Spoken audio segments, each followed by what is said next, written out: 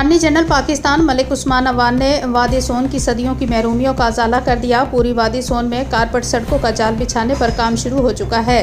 खुसूसन ugali Chatha boring road की तकमील से वादी एक सर्कल में सजाएगी। मलिक आसिफ ते मैं इत्थे आए हुए हाँ उगाली चिट्टा रोड के उत्ते। हजरात वेखो पंजाब की सब तो बड़ी झील उछाली कि जिहड़ी यूएनओ दे रामसार साइट दे विच भी शामिल है। और ये खूबसूरत झील के किनारे तो सड़क गुजरनी है जिहड़ी बोरंग तक वजनी है, बोरंग चिट्टा तक। ए झील देखो क्या खूबसूरत नज़ारा। और ए नाल बिल्कुल झील दे बरलबे झील खूबसूरत पहाड़ी। ए झील दे विच जजीरा क्रोकोडाइल टाइप। वादिए सून दा खूबसूरत तरीन मकाम।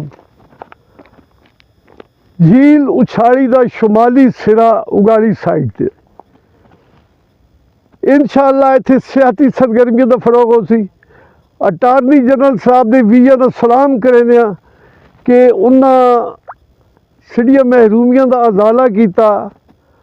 और अटारनी जनरल मलिक मंसूर अवान सियाहत के बारे फनी तालीम, इंफॉर्मेशन टेक्नोलॉजी, सेहत हत्ता के तमाम शोबाजात दे विच इंतहाई बारीक बीनी दे नाल वेख रहे हैं। और तमाम मसाइल उन्हें बयक वक्त हल करने शुरू किए हुए हैं माशाअल्लाह। और सामने चिट्टा और वो झील के अंदर सड़क नज़र आ रही है। और सियाती सड़क जी है झील के अंदर जी हट्टी बनी हुई है।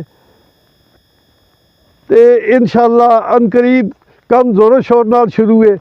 गड्डी ते करे अच्छा और ठेकेदार साहब की गड्डी खड़ोती है, वो भी इस एरिए आए हुए हैं।